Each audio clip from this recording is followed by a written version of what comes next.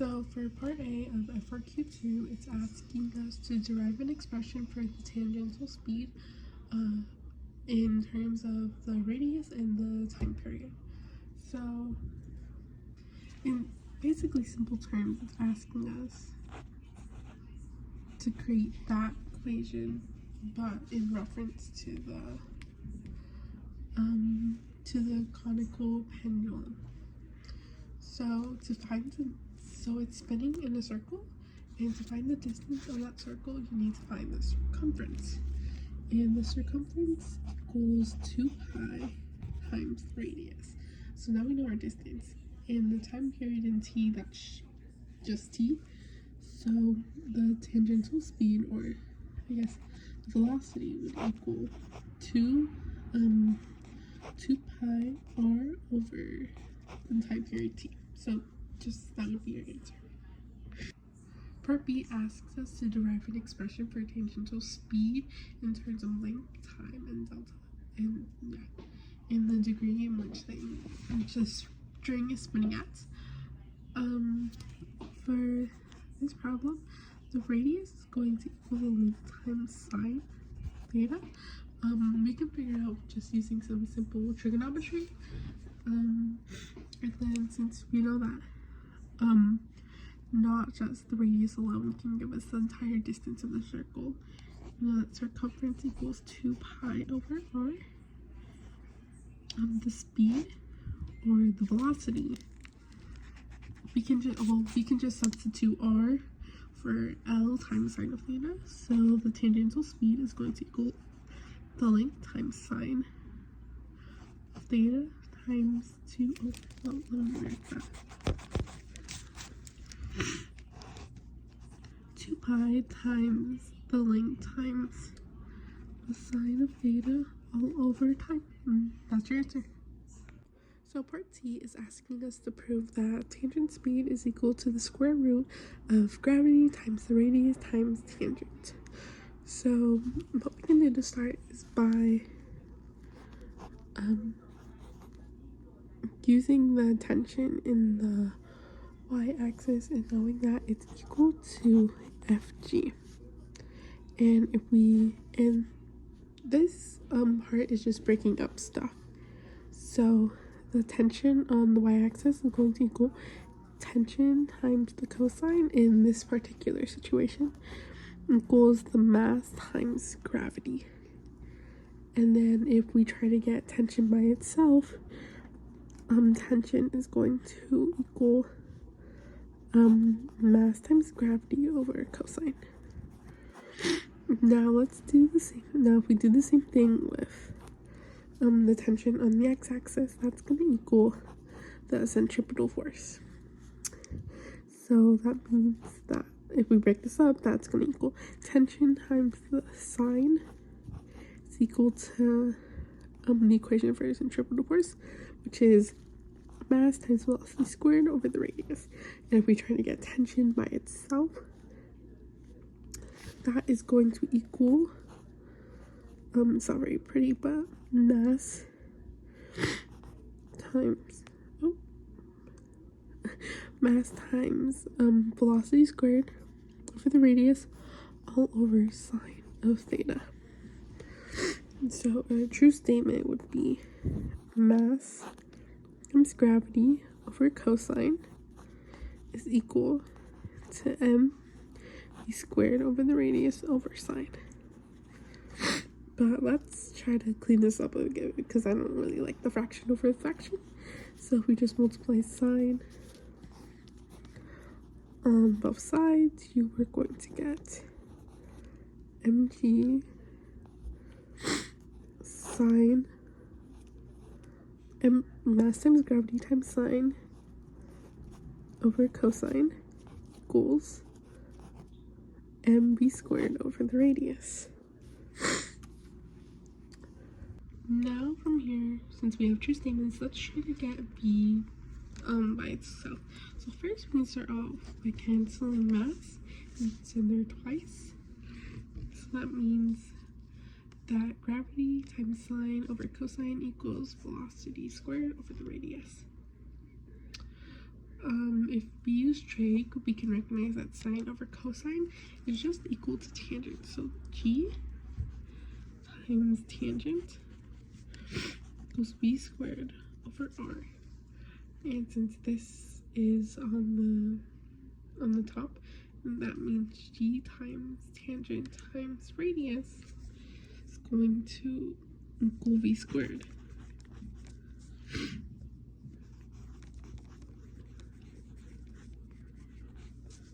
And if we just square root those two, that means tangential speed is equal to the square root of gravity times tangent times the radius, which is why the statement is true. Just it's rearranged a little differently, but the statement is true. Part D is asking us to derive an expression for the force of tension, and for that we can use this statement, which is the tension on the x-axis equals the centripetal force. If we break this down, it's going to be tension times sine equals mass times velocity of r, or radius. And if we want to break this down even further, earlier we found out that r is also equal to the length times sine of theta using some trigonometry. So we can also say that tension times sine of theta equals the mass times velocity squared over the length times sine of theta. And if we want to get t by itself, so tension, we can just add the sine of theta to the side. Since the sine of theta is already in the side, that's an ugly line. The mass, the tension is going to equal the mass times velocity squared over the length times sine squared theta, because there's already theta there, we're just adding another one. So that'd be the answer for D. So for part E, it's asking you to prove that the period of T can be expressed as 2 pi times the square root of length over gravity times cosine. So this problem's very algebra based. So yeah, so we're gonna go ahead and start with what we found out earlier, which is mg sine of theta over cosine equals mv squared over r. But what we're gonna do is replace that r with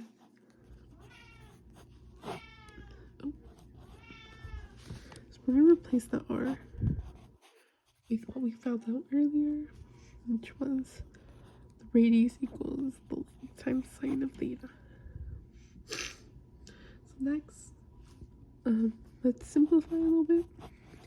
So gravity times tangent equals the mass times velocity squared over the length times sine of theta. Next, let's get velocity by itself. So velocity is going to equal, I think, gravity times length times 2. Wait, we can just do sine squared theta over cosine. So next, what we'll do is we know that velocity can equal 2 pi times length times sine over t. So now let's solve for t. So that means the time would equal 2 pi for times length times sine theta is v. But that also means since v squared equals gravity times gl times sine squared over cosine, that means This where it starts to get messy. Time equals 2 pi, 2 pi times the length times sine theta times the square root of GL sine squared over cosine. Next, we're going to try to simplify this statement. So let's cross out sine. Then we can put cosine up top. So statement would be 2 pi L times cosine square or square over G times sine theta, kind of like that. And then we're going to, let's try this further. Sine equals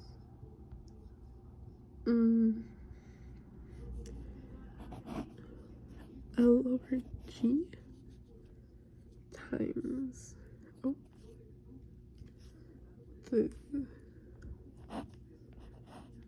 cosine, I think, of sine squared.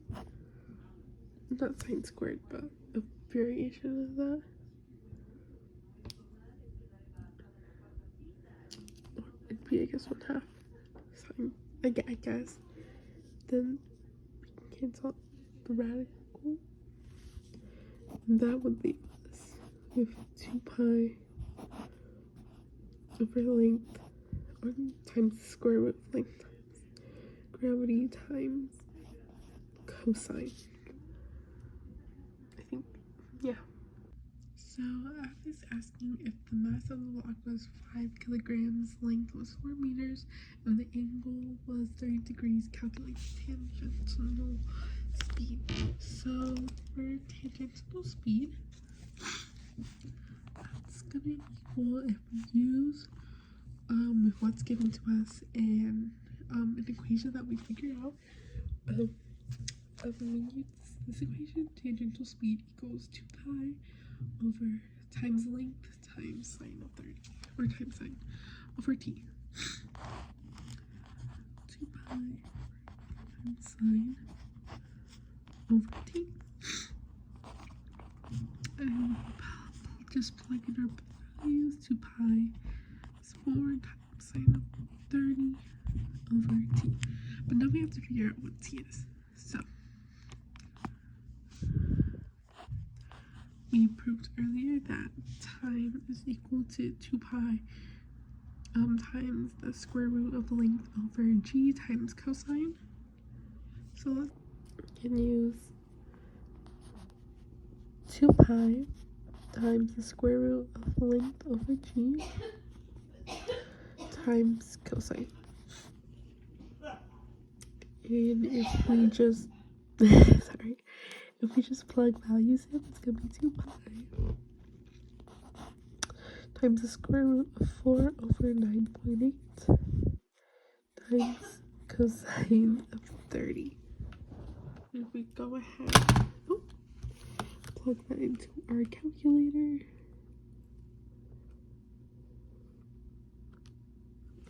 it's gonna equal about 3.4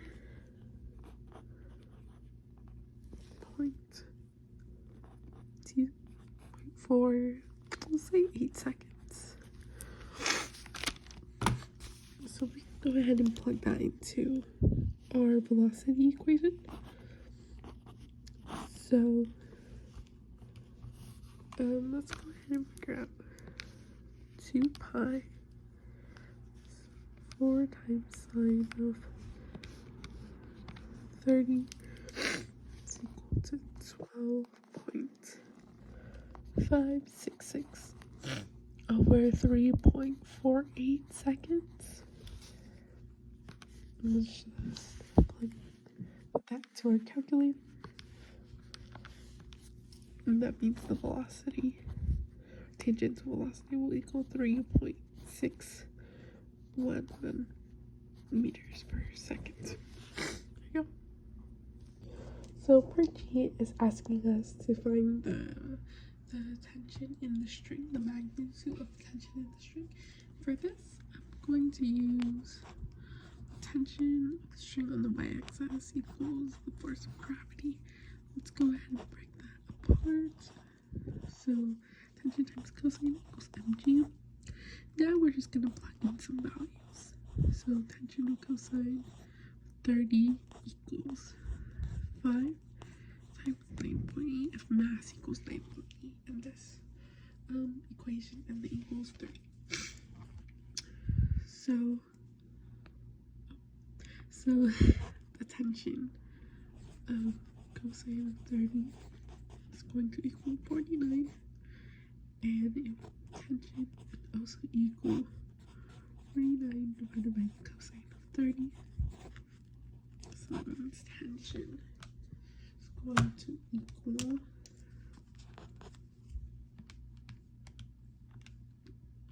plug that into our calculator, about 56.58 newtons. Would that be your answer? So for part H, for part HA, the tension force would increase